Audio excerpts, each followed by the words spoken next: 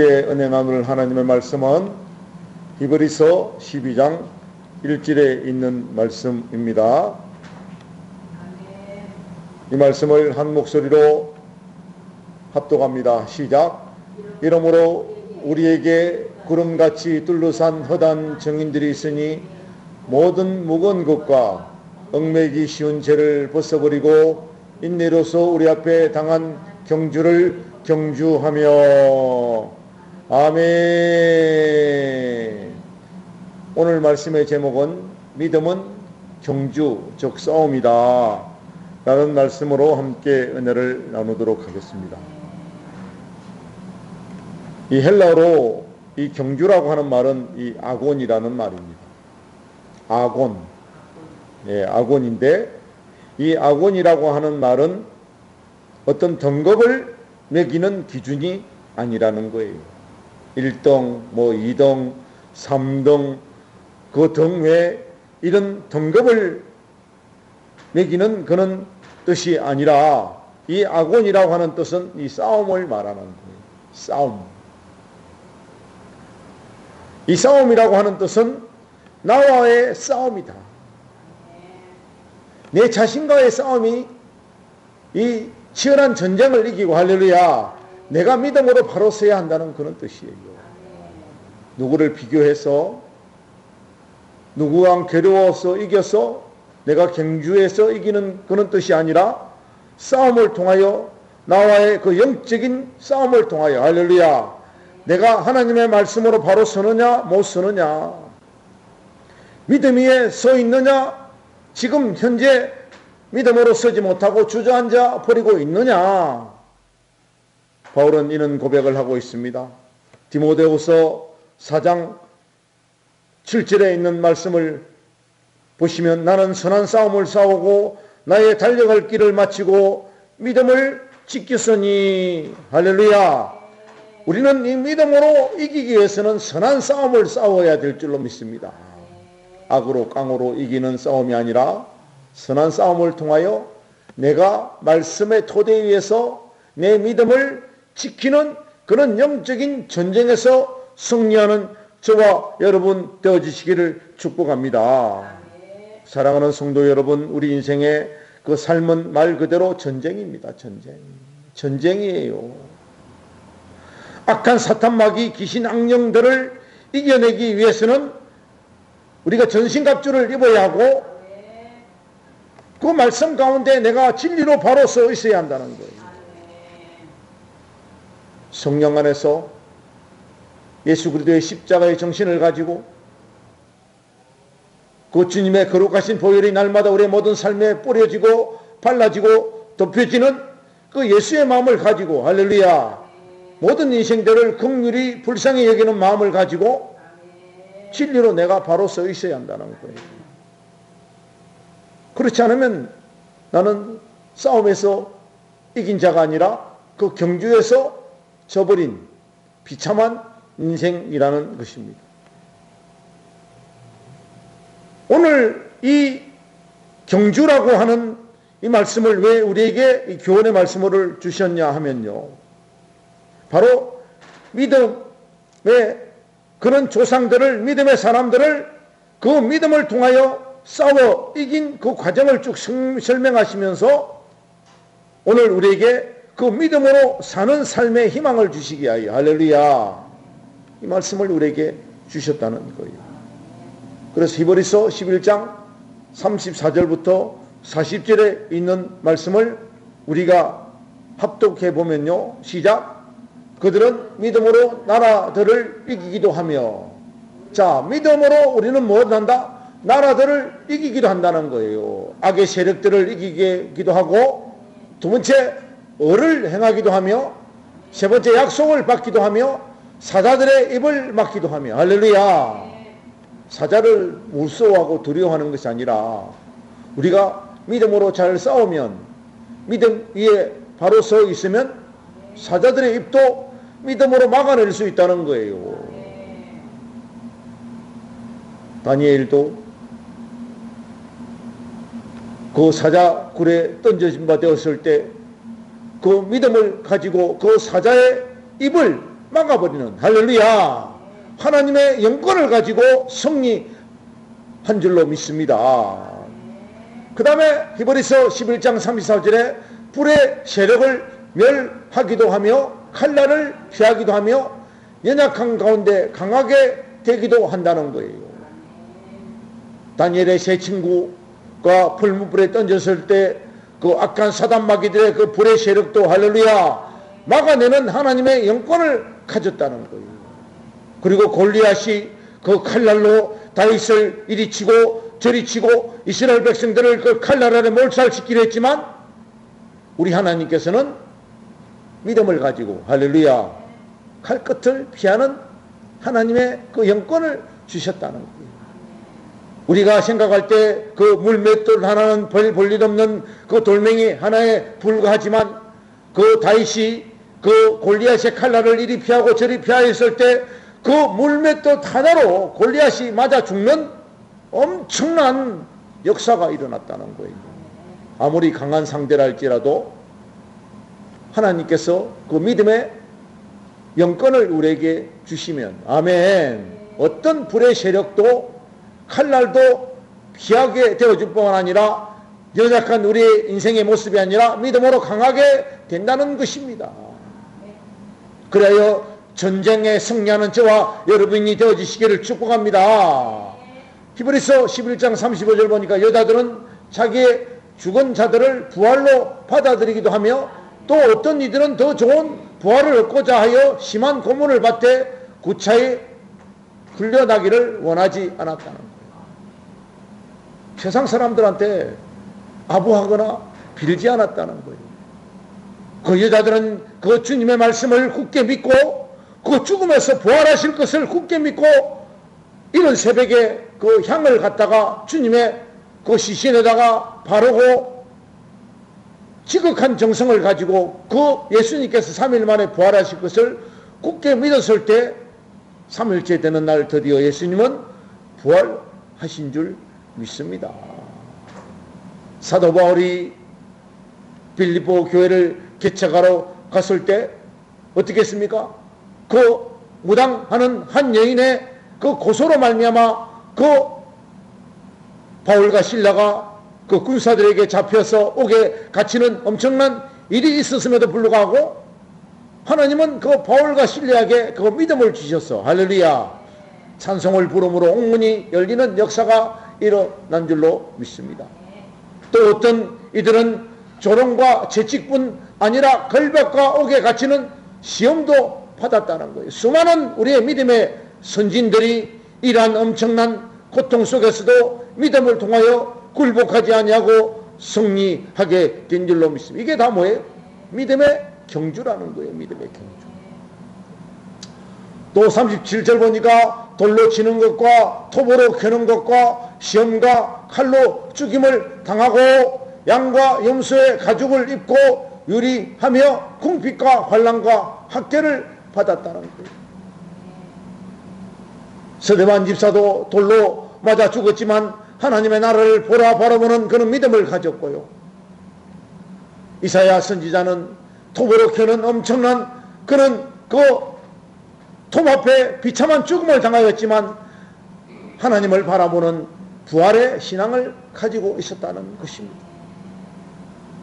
또한 수많은 사람들이 굶주리고 어렵고 학대를 당하고 환난을 당하고 궁핍을 당하였지만 믿음을 통하여 할렐루야 이라여 그들이 광야와 산과 동굴과 토굴에 유린하였지만 사람이 세상 속에서 감당하지 못할 엄청난 억압을 받았지만 할렐루야 이 사람들은 다 믿음으로 말미암아 증거를 받았으나 어떻게 했습니까? 증거를 받았다는 이는 하나님이 우리를 위하여 더 좋은 것을 예비하셨던즉 아멘.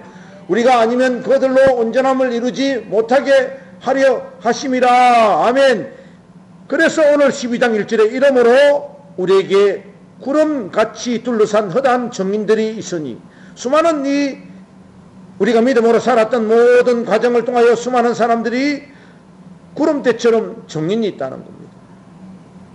이것을 던져버리고 할렐루야 벗어버리고 인내하며 열심히 믿음으로 달려가는 것이 뭐다? 경주라는 거예요. 경주.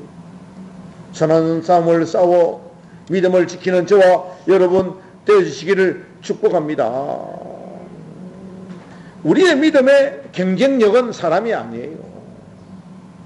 내가 저 사람과 비교해서 내가 더 좋은 믿음을 가지고 이런 경쟁력을 가지는 그런 경주 속에서 얻어지는 믿음이 아니라는 거예요.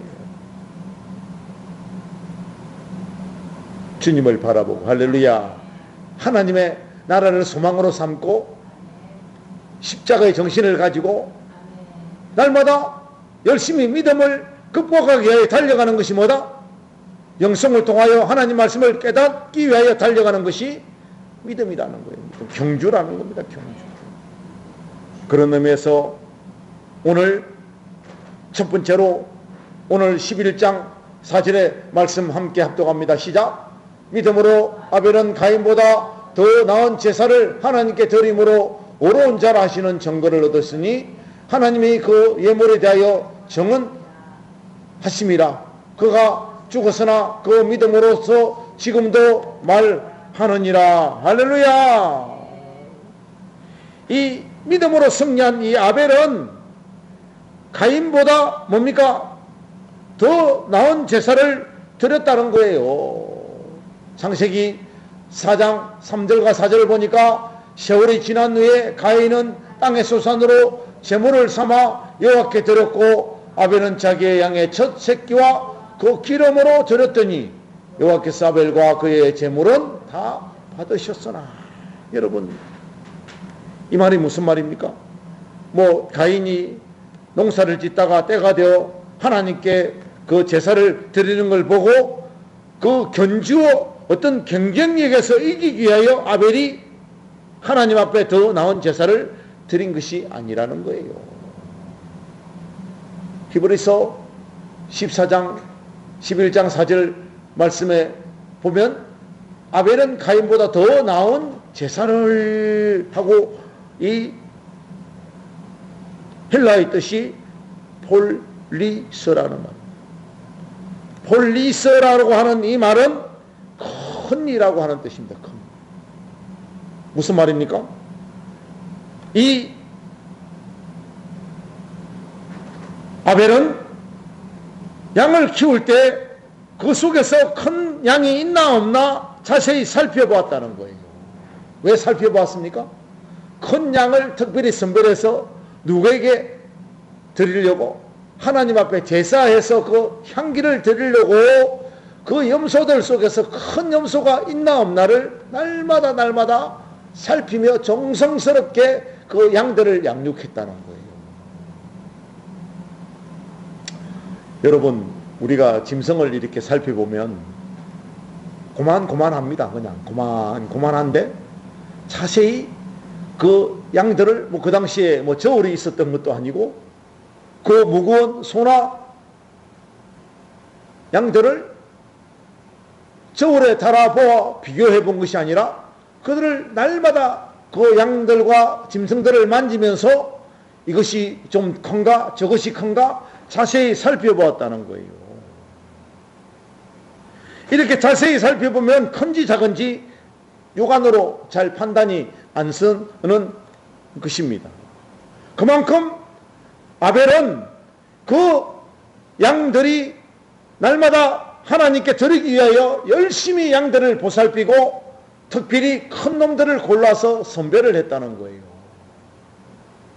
그래요 지극정성으로 그 양들을 돌보고 기르면서 그 양들을 특별히 선발해서 하나님께 어떻게 했다?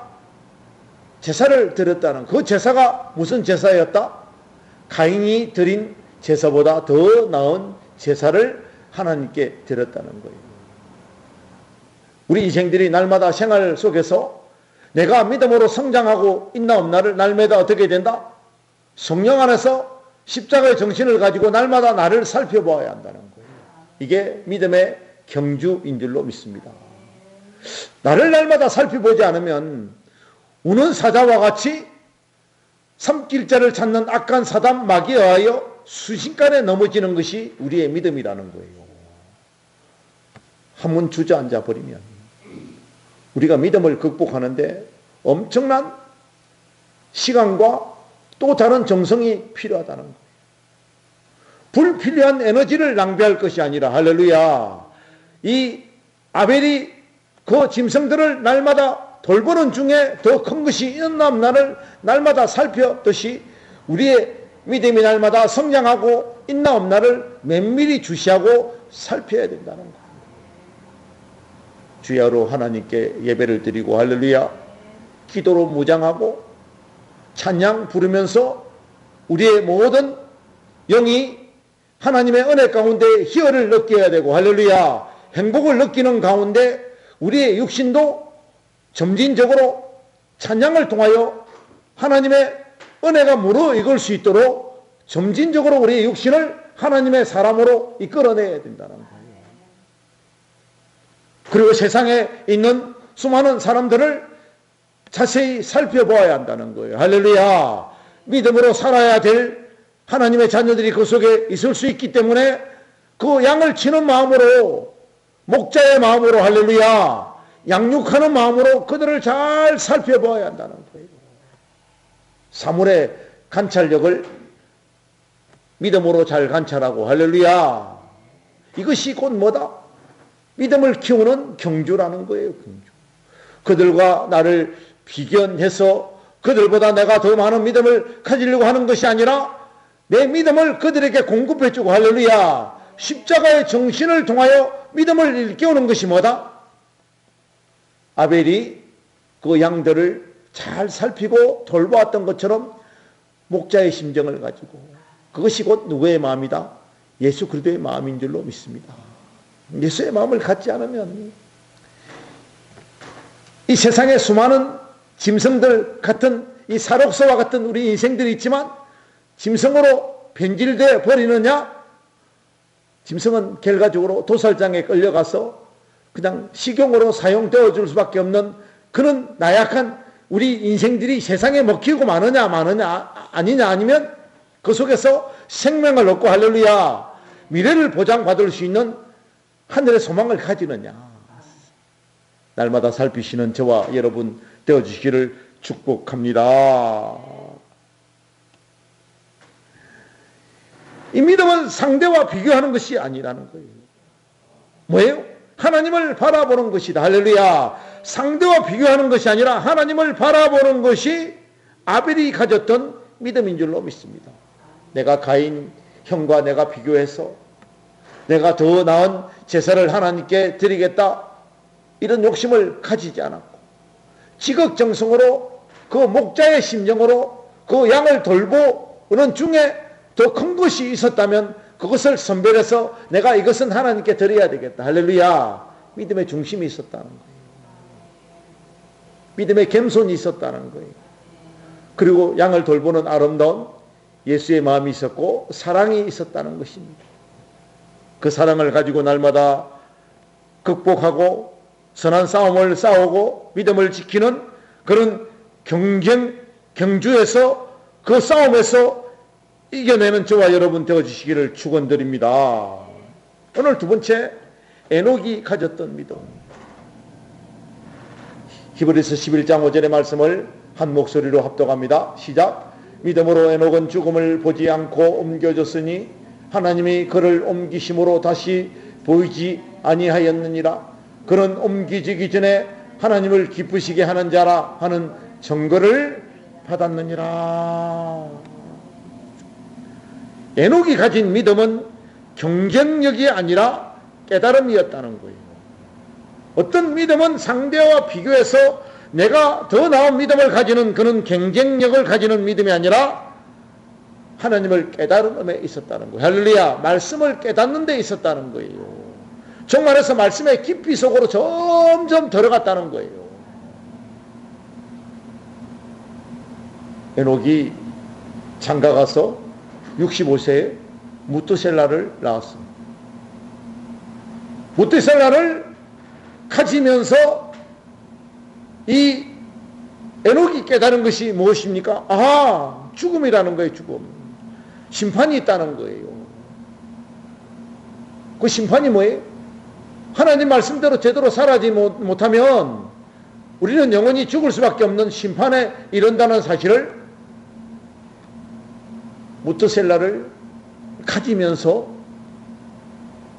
그것을 깨달았다는 거예요. 사랑하는 성도 여러분,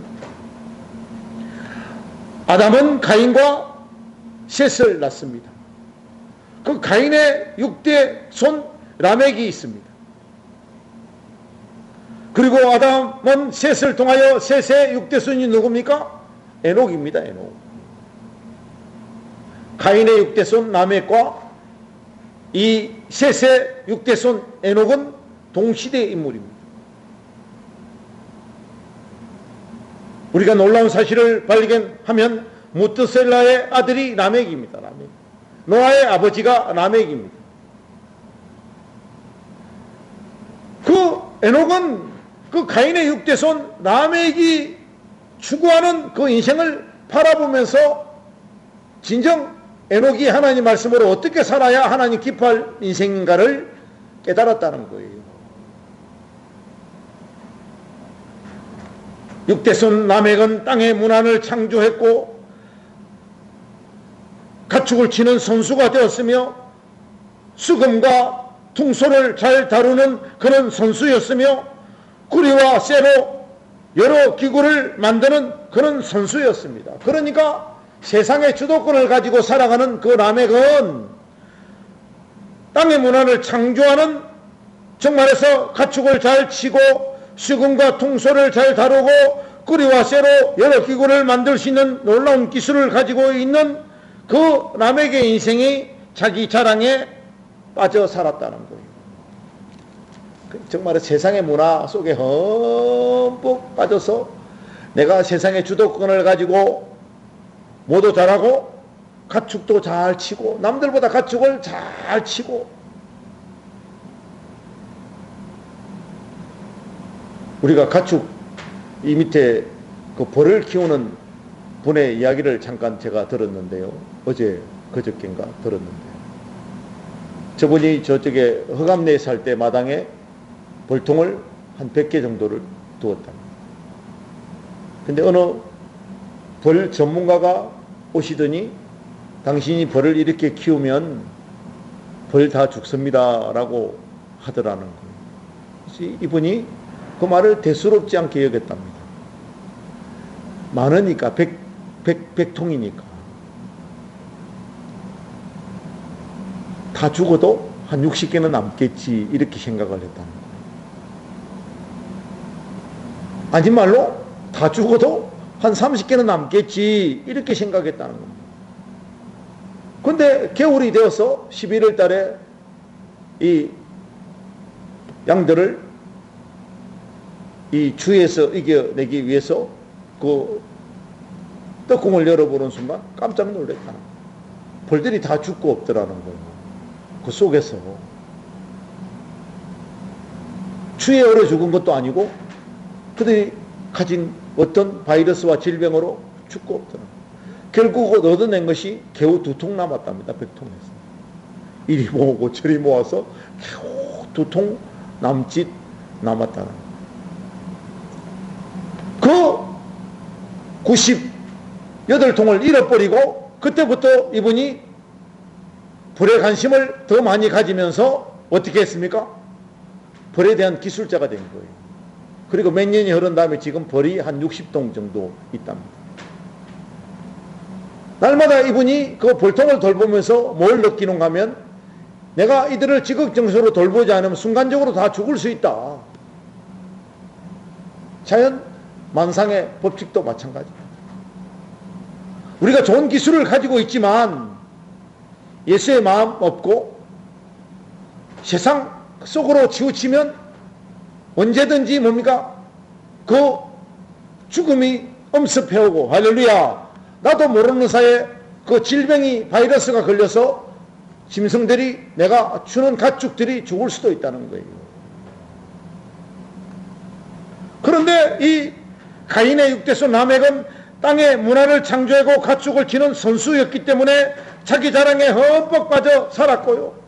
날마다 노새 젊어서 노새라고 하는 말처럼 둥수와 수금으로 그 음악을 잘 다루는 사람이었기 때문에 수많은 사람들이 그게 관심을 보이고 라멕 주변에 모였다는 거예요. 얼마나 신이 났겠습니까? 군중들이 모이고 군중 심리에 빠지고 그 자기 자랑에 흠뻑 취하여 살아가는 그 라멕의 모습을 보고 하나님의 은혜를 입은 에녹은 철저하게 그 무드셀러를 통하여 아하, 이러다가 죽을 수도 있겠구나. 죽음이 서서히 엄습해 오는 것을 영적으로 직감하고 보았다는 거예요. 그리고 세상에서 손으로 다스릴 수 없는 그 농사일의 구리와 쇠로 여러 기구를 만드는 그런 선두를 달리고 선수였던 그 라멕의 모습을 보고 이 땅에서 복을 받고 많이 쌓아두는 것이 우리 인생의 자랑이 아님을 에녹은 그것을 보고 깨달았다는 거예요. 그러다가 죽으면 별 볼 없는 인생이구나, 이걸 깨달았다는 거예요. 여러분 보세요. 창세기 4장 24절에 보면 어떻습니까?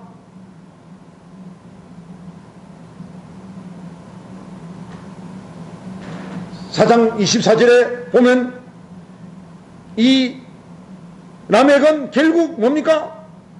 가인이 받았던 그 7배의 저주보다 10배가 많은 뭡니까? 77배의 저주를 받았다는 거예요.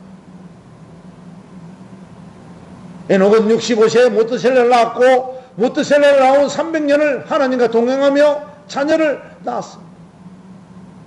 무슨 말입니까? 무드셀라를 낳은 나후부터 인생이 믿음의 전환점을 가지게 되었고 세상의 모든 삶을 하나님의 은혜 가운데 깨닫는 에녹의 삶이었다는 거예요. 그래서 그 365세까지 살았던 그 에녹의 인생이 65세까지는 무능한 가운데 그 인생을 살았지만 그 300년이라고 하는 세월을 하나님의 은혜 가운데 하나님과 동행하였더니 할렐루야, 하나님께서 에녹을 살아있는 중에 그를 데려가시는 놀라운 은총의 에녹의 인생이었다는 거예요. 저는 이 말씀을 보면서 무엇을 깨달았는가 하면요, 우리 인생의 1년이 365일인데 한 65일은 나름대로 조금 부족한 것이 있다 할지라도 그 65일의 인생을 제대로 잘 깨닫기만 하면 할렐루야, 300일은 정말 하나님과 동행의 삶을 살 수 있다. 그 300일을 하나님과 제대로 동행의 삶을 살기만 하면 우리 인생의 모든 삶이 현재 천국을 이룰 수 있는 하늘의 소망을 가지는 십자가의 정신을 가지고 만사를 예수의 마음을 가지고 풀어나갈 수 있겠다. 할렐루야. 그런 기대감을 가질 수가 있었습니다. 세상과 더불어 나의 믿음을 비교해서 나의 믿음을 어떤 경쟁력으로 여기지 마시고 그들을 통하여 하나님께서 반드시 심판할 수 있다는 그 심판의 대상임을 깨닫는다면 우리는 심판받는 하나님의 자녀가 아니라 영생을 생명으로 알고 할렐루야, 우리의 삶을 믿음으로 잘 이기기만 하면 귀한 상급으로, 영생의 상급으로 우리에게 축복해 주신다는 사실을 믿는 저와 여러분 되어주시기를 축원드립니다. 마지막 세 번째로 노아의 인생이었다는 거예요. 히브리서 11장 7절 함께 합독합니다. 시작. 믿음으로 노아는 아직 보이지 않는 일에 경고하심을 받아 굉해함으로 방주를 준비하여 그 집을 구원하였으니 이로 말미암아 세상을 정지하고 믿음을 따르는 의의 상속자가 되었느니라. 할렐루야. 믿음은 바라는 것들의 실상이요 보이지 않는 것들의 증거인 줄로 믿습니다. 믿음은 바라는 것들의 실상이 되어야 되고요, 보지 못하는 것들의 증거가 되어야 된다는 거예요. 노아의 인생을 보시면 아직 보지 않은 일에 경고하심을 받아라고 말하고 있습니다. 아직 보이지 않는 일에 경고하심을 받았는데 어떤 경고함을 받았을까요? 누가복음에 보면 이 노아가 하나님의 미래에 되어질 은혜를 입고 노아 방주를 짓는 그 순간까지도 세상 사람들은 먹고 마시고 노닥거리고 이 죽음의 저주가 그들에게 임하는 줄 모르고 그 순간만 즐기고 살았던 그 세상 사람들의 이치를 누가복음에서는 우리에게 말씀을 통하여 예수님이 증명해 주고 있습니다. 보이지 않는 일에 경고하심을 받은 이것이 뭔가 하면 바로 비라는 거예요. 비. 저는 비라고 하는 이 내용을 열심히 찾아보았더니 이 비가 언제였습니까? 그 창세기 4장 10절에 이 비가 최초로 언급되어지는데 이 비는 히브리어로 마타르라는 뜻입니다. 마타르. 마타르인데 이 마타르라고 하는 이 히브리어 이 동사는 바로 히필이라는 뜻이에요. 히필 동사라는 뜻이에요. 히필. 나는 참 희한한 것을 다 하나님이 찾을 수 있는 은혜를 주셨는데요. 왜 히브리어 이 비라고 하는 이 마타르에 히필 동사가 사용되었느냐라고 하면요.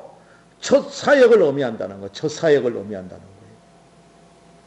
무슨 말입니까? 그때 비가 이 비라는 것이 처음으로 내려졌다는 그런 의미예요. 정말해서 무슨 말입니까? 그전에는 비가 내리지 않았다는 증거예요. 그게 성경 말씀에 있습니다. 창세기 2장 6절에 보니까 함께 이 말씀을 합독합니다. 시작. 안개만 땅에서 올라와 온 지면을 적셨더라. 그 당시에 구태여 비가 필요 없어도 농사를 잘 지을 수 있는 정말 그런 아름다운 환경이 조성되었다는 거예요. 그 조성되었던 것이 뭡니까? 안개만 촉촉히 땅에 이슬만 내려줘도 땅은 얼마든지 경작할 수 있는 아름답고 풍요로운 땅이었다는 거예요. 비가 필요 없는. 그러니까 사람들의 인식 속에는 뭐다? 이 노아가 아직 보이지 않는 일에 경고하심을 비가 내려서 너희들을 멸망시킬 것이다 라고 했더니 그 살아있는 사람들의 그 시대 사람들이 보통 몇 년 살았다고요? 보통 800에서 900년 이상을 살았던 사람입니다. 800년, 900년 살았던 사람들의 지금까지 하늘에서 뭐가 안 내렸는데 비를 보지 않았는데 당신이 지금 택도 없는 소리를 하는구나. 이는 미친놈아. 이는 취급을 받았다는 거예요. 여러분 비는 뭐예요? 한마디로 말하면 물입니다. 물. 물은 우리가 성경에서 결과물은 뭐예요? 하나님 말씀인 줄로 믿습니다. 성령 안에서 얻어야 될 하나님의 말씀인 줄로 믿습니다. 이 하나님의 말씀이 하늘로부터 내려오는데 그 900년, 1000년을 살았던 그 인생들이 뭘 못 봤다? 하늘에서 내려오는 하나님의 말씀을 보지 못했다는 거예요. 비를 도저히 구경하지 못했는데 하나님께서 하늘에서 비를 내려서 너희들을 멸망시킬 것이다. 그 비라고 하는 그 뜻이 하나님 말씀이잖아요. 세상 사람들이 택도 없는 소리 하지 마소. 이 정신없는 노아 인생아. 너 참 허망한 인생이구나. 우리가 세상 사람들한테 하나님 말씀을 전가하고 구원을 전가할 때 십자가의 정신을 전가할 때 세상 사람들이 우리를 향하여 미친놈이라 손가락질 하는 이 시대에 살고 있다는 거예요. 노아가 살았던 시대처럼 지금 너무나 살기 좋고 그냥 풍성풍성한 이 시대에 하나님 말씀 없어도 이 비가 없어도 그냥 살아가는 저수지에 물만 가두면 그 물로서 얼마든지 농사를 지을 수 있는 이 시대의 사람들이라는 거예요. 그러니까 비가 필요해요? 필요 없지 않아요? 비가 필요 없어도 풍족하게 살 수 있는 인생들이었는데 그 하나님 말씀이 뭐가 필요하단 말입니까? 이 시대에 동일한 지금 역사가 일어나고 있다는 사실이에요. 학개서 1장 10절의 말씀을 보니까 놀라운 사실의 말씀이 하나 있습니다. 학개서 1장 10절의 시작. 그러므로 너희로 말미암아 하늘은 이슬을 거쳤고 땅은 산물을 거쳤으며. 정말로서 우리 인생의 죄악 때문에 하늘에 뭐가 거쳤다고요? 이슬이 거치고 드디어 비가 내리기 시작했다는 거예요. 그 이슬이 내림으로 말미암아 그 풍족한 땅이 정말 그 경작지로서의 그 훌륭한 역할을 해낼 수 있었는데, 결과적으로 이슬이 거침으로써 땅의 산물이, 소산물이 다 소멸되어 버렸다는 거예요. 우리가 비가 오늘날에 비가 내리지 않으면 경작을 하는데 많은 지장이 있을 수 있지만, 이 시대 사람은 그 비가 없어도 충분한 흡족한 인생을 살아갈 수 있었는데, 하나님의 돌보심이 있었고 할렐루야 역사가 임한 그때 하나님의 음성을 듣지 않고 그들은 타락의 인생을 갖고 서서히 인생이 영적으로 무너지는 그 인생을 살았다는 거예요. 얼마나 허망한 인생을 살았음을 이 비라고 하는 이 말씀을 통하여 우리에게 보여주고 있는 것입니다. 비가 없던 시절, 비가 무엇인지 몰랐던 그 시대에 비가 내려 홍수가 나고 물에 잠긴다고 외쳤으나 육신의 관점에서 비는 그냥 하늘에 쏟아지는 물이었다는 거예요. 까짓것 쏟아져 봤자 큰 피해는 없을 것이다. 그런데 저는 물의 의미를 신중하게 깊이 있게 바라보았습니다. 물은 마시면 갈증을 해소해 주지만 많이 마시면 죽는다는 거예요. 우리 인생의 몸이 73%가 물이잖아요. 근데 늘 73%의 물을 유지하고 있어야지, 지나치게 73%, 75%가 넘어버리면 우리는 어떻게 돼요? 피가 연하여져서 결국은 질병에 약해지는 우리 인생이라는 거예요. 그러니까 물이 아무것도 아닌 것처럼 여기지만, 그 물이 요용하게 쓰일 때도 있지만, 물이 지나치게 많아지면 우리 인생의 약점이 될 수도 있다는 거예요. 다시 말하면 물을 많이 마시고 물이 많아지면 죽는다는 거예요. 여러분, 같은 물에 빠져도 정신 차리면 물에 뜬다는 사실입니다. 할렐루야. 물속에 들어가도 물을 바라보고 물을 즐기면, 물속에 들어가도 할렐루야 잠수해도 내 몸이 뜨고 그 물을 상대로 내가 즐기는 마음과 다스리는 마음이 있다면 평온한 상태 속에서 그 물속에 행복이 느껴지고 즐거움이 느껴지고 기쁨이 느껴진다는 거예요. 희열이 느껴진다는 거예요. 그런데 반대로 우리가 물에 빠져 정신을 못 차리고 긴장하고 당황하고 두려움에 빠지면 물에 빠져 죽는다는 거예요. 하나님의 말씀을 두려워하지 않는 저와 여러분 되어주시길 축원드립니다. 기쁨으로 받아들이고 행복으로 받아들이고 생명으로 받아들이는 귀한 하나님 말씀이 되어야 될 줄로 믿습니다.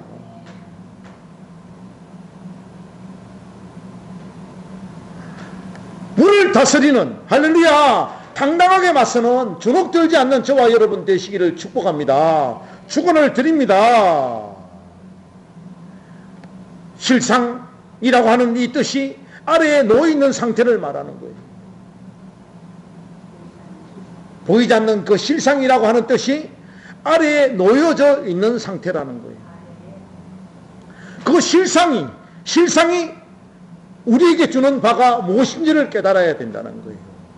하나님의 실상이 우리의 모든 삶을 통하여 우리가 무엇을 바라보느냐에 따라서 우리 눈에 들어오는 것이 하나님의 실상이 되어야 될 줄로 믿습니다. 세상의 실상이라면 죽음을 맛보는 인생이 되어지고요.